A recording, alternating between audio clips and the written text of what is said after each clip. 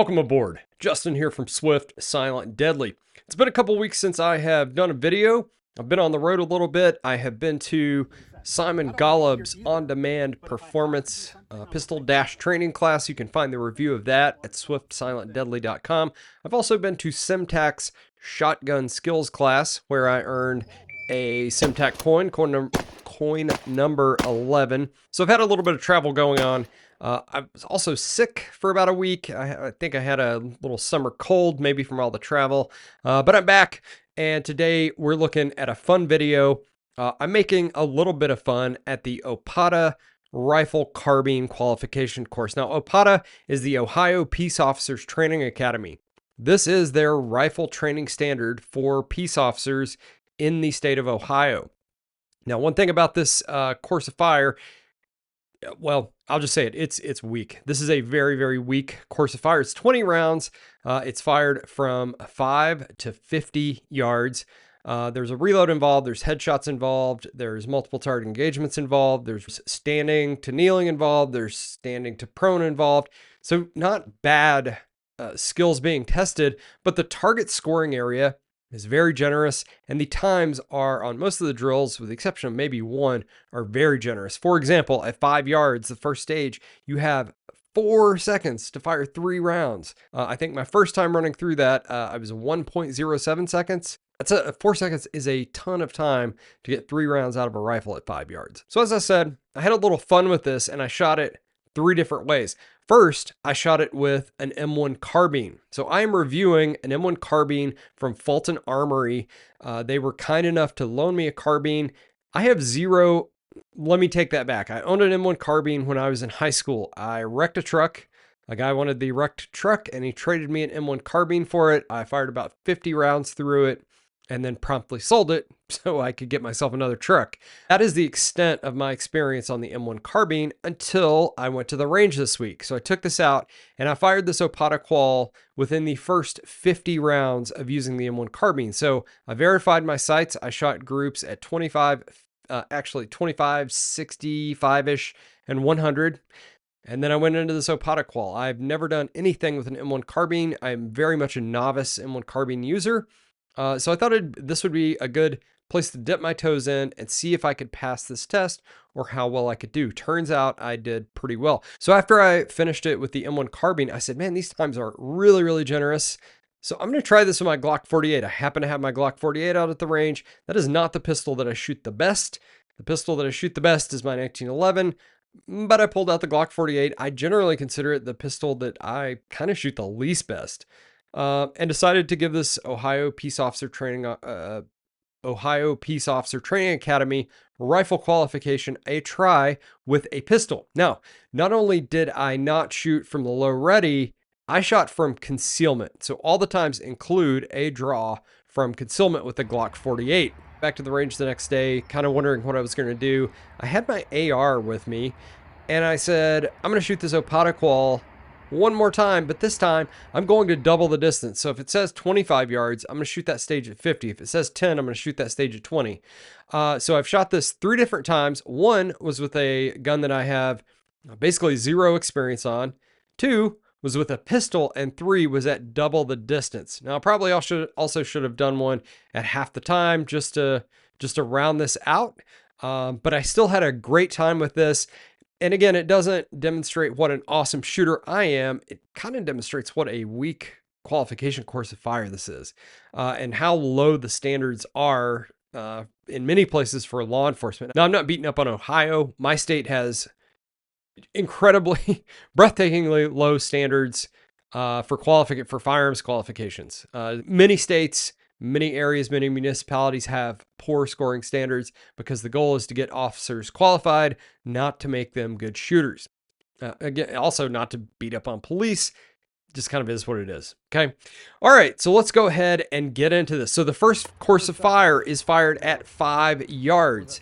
This is a string of 3 rounds at 5 yards in 4 seconds. So 3 rounds, 4 seconds, 5 yards, 3, 4, 5. You'd think that would be easy to remember. And with the AR, I fired 4 rounds on this first stage. I think the 4 seconds in my head was kind of a weird time limit, and I fired 4 rounds instead. So with the M1 carbine, I shot this in 1.07 seconds. With the Glock 48, I shot this in 2.52, and with the AR-15 M4, I shot this in 2.28. Now let's talk about the scoring zone just a little bit. So all my times are well inside in the given times. Let's talk about scoring just a little bit. So the OPOTA target, I'm going to post an image of it up on here. Anything in that inner silhouette counts as a hit for body shots. On the head, there's an oval that you have to hit for headshots. So anywhere on that silhouette is a hit. Now I'm shooting for that inner 8-inch circle. That's what I'd like to hit. But if it's out of that, but still in this bottle, I'm still good to go for like by the OPOTA standard. And I'm kind of modifying this iLuffy QP target, which is what I had available, a comparable size and shape to that OPOTA target. So not using the perfectly correct target, but we're saying anything inside that bottle counts as a body shot, although I'm really trying to get everything in the 8-inch circle. All right, stage 2, we move back to 7 yards, or in the case of the AR-15, 15 yards. So 7 yards, or more technically 20 feet. We're firing 3 headshots in a time limit of 5 seconds. So we've moved back. The round count remains the same. Distance is increased, and the target's gotten smaller. We get 1 more second to pull that off. So with the M1 carbine, I shot that in 3.18 seconds. With the Glock 48, I shot that in 4.15 seconds.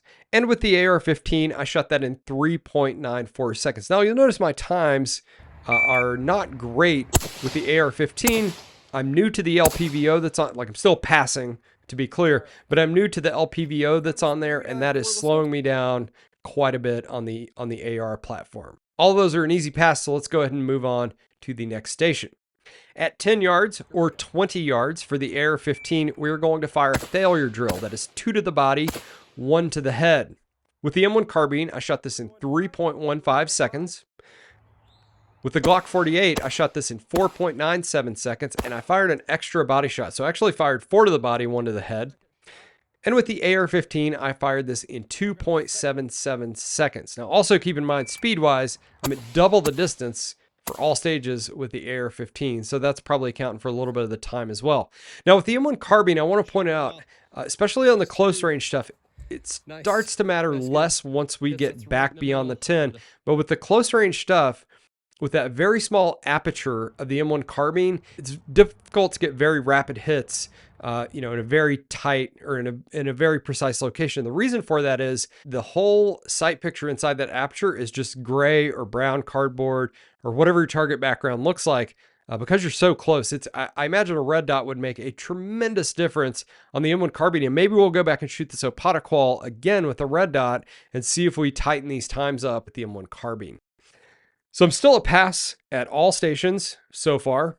Let's go ahead and move back to the 17-yard line or the 34-yard line in the case of the AR-15. At this stage, we're going to fire 2 rounds from the non-dominant shoulder. Starting at the non-dominant shoulder, it doesn't say anything about switching. I'm going to start at the non-dominant shoulder and fire 2 rounds. Now, on the M1 carbine, I had to reshoot. I didn't have my magazine loaded appropriately. I only had 1 round in the gun. I got 1 shot off, and that was it. So I reshot that in a time limit of 4.01 seconds. With the Glock 48, I actually did a weak hand only draw and fired it weak hand only. And I shanked a shot pretty good, like off the silhouette on the very edge of the paper with that. So that's definitely a lost round with the Glock 48 there. With the AR-15, my timer malfunctioned. It only got the first shot. However, looking at the timer when I'm reviewing the video, it was under 4 seconds. So we're a pass at that station with the AR-15. We're missed with the Glock, so we lost a point there. But otherwise, we're pretty good to go. And again, the M1 carbine, that aperture was tough to work with non-dominant eye, more so than it probably would have been with a red dot, which I do have a red dot coming. The next time you see the M1 carbine, it will have a dot on it. Moving back to the 25-yard line, we have the only stage with a meaningful time standard on it. And this one failed me with all 3 guns. At the 25-yard line, the first stage of fire is to fire 1 round from the low ready in a time limit of 1.5 seconds. Now, the issue I had with the M1 carbine, which came in at 1.54, it came the closest with that, was just that very, very fine aperture and lining that up in such a compressed window of time. With the Glock 48, it was getting the gun out of the holster. I also dropped the round off the outside of the bottle, so I lost the round both ways. I think I was 2.03 seconds with the Glock 48, so it was over time as well. And then with the AR-15 platform, 1.61 seconds. Though keep in mind, I was at 50 yards for that one, so it was a tenth of a second over, but double the distance. Still, that is I would say that's a fairly meaningful time standard on that one. I don't know why all the rest of their standards are so incredibly loose. I almost feel like maybe I would think that I copied this down wrong, wrote it down incorrectly, but I printed this course of fire directly from the Tactical Professor Claude Werner's website. So now I got it right. So in any case, I failed with all three guns on the station. So I'm not a perfect score with anything. We have one more stage at the 25-yard line. In this stage, we're going to fire 5 rounds. We're going to start with 2 in the gun and 2 only. We're going to fire 2 rounds standing, drop to a knee and conduct a reload, and fire 3 more rounds. Now with the M1 carbine, I screwed up. You'll notice I did not drop to a kneeling. I remained standing. I didn't catch that verbiage when I was reading the instructions. So I guess technically I'm not a pass on that, but I took 3 more shots from the less stable position, which you'll also see repeated at the 50. So if you want to ding me for it, that's fine. However, my time was 11:06. We have a total of 12 seconds to do that in. So also, I don't have a magazine pouch for this thing, so I'm reloading from a pocket. So still reloading an M1 carbine, which is not very speedy to reload from a pocket. Still managed to pull this off with almost a full second to spare. With the Glock 48, I shot this in 8.71 seconds with the loss of 1 more round. I dropped an additional round off the bottle. And with the AR platform, I shot this clean in 9.59 seconds. So I was a pass on the M1 and AR. I dropped around with the Glock 48. So let's go ahead and move back to the 50-yard line or the 100-yard line for the AR platform. So the instructions say at the 50-yard line, this final stage of fire, we are to begin standing, low ready, drop to a prone position, and fire 3 rounds at the target in a time limit of 10 seconds. Now, you will notice I don't think I read the instructions correctly. With both the Glock 48 and the M1 carbine, I simply dropped to a kneeling position instead of a prone position. I didn't, again, I missed that in the instructions. My bad. So you're supposed to drop to a prone. I did do that with the AR. I went back the second day, read the instructions, I guess more carefully. Did do that with the AR. Still, I shot in the less stable position, so I'm going to leave it as is. We have a total of 10 seconds to shoot these 3 rounds. With the M1 carbine, I shot them in 6.35. With the Glock 48, I shot them in 8.99 and shot them clean, by the way. And with the AR-15, I had a timer malfunction, but again, reviewing the video timestamps, I shot this in under 9 seconds, so I made the time. I didn't get into splitting hairs on tenths of a second or anything like that, but I made the time. I was under 9 seconds, so we'll call that a go at this station. Now, let's look at these scores. So with the M1 carbine, I dropped points on that first 25-yard line stage, so my overall score is 95%. So I am a easy pass with a gun that I have basically 0 experience on, under 100 rounds of experience lifetime on, and my last 50 rounds was when I was in high school still. With the Glock 48, this is a pistol shooting a rifle qualification course of fire. I shot an 85%. That's not great. I would love to shoot better, especially I dropped some shots I'm not proud of for sure, those weekend shots. But this is a rifle qualification. Not only was I shooting a pistol, I was also shooting a compact pistol, and I was also shooting it from concealment, not the low ready. Still managed to pass this test. With the AR-15, I shot it at double the distance, at twice the given distance, and shot a 95%.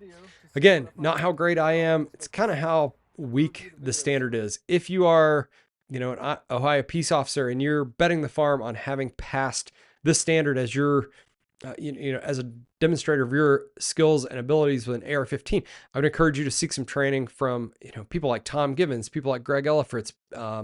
Gunset is right there in Ohio. There are a myriad of trainers that are happy to see you walk in the door to improve and get better, and that is how you do it. You may even be better, but you're not going to know it unless you shoot a more challenging qualification. This is not a very challenging qual. I think this is very, very entry level. This should be where you start, not where you try to get to or where you end your journey in mastering the carbine. Just my thoughts. I'm an old cranky guy. What do I know? Thanks for watching. I sincerely appreciate it. Check out swiftsilentdeadly.com, my blog. There's about 400 articles on there that you will never see here on YouTube. Please consider supporting me on Patreon. It buys ammunition for things like this M1 carbine that I'm reviewing. I've got that review coming to you before too long. As soon as I get a few hundred more rounds on this gun, I'm very, very excited about that review, but it costs money. Please consider supporting me on Patreon, patreon.com/SwiftSilentDeadly.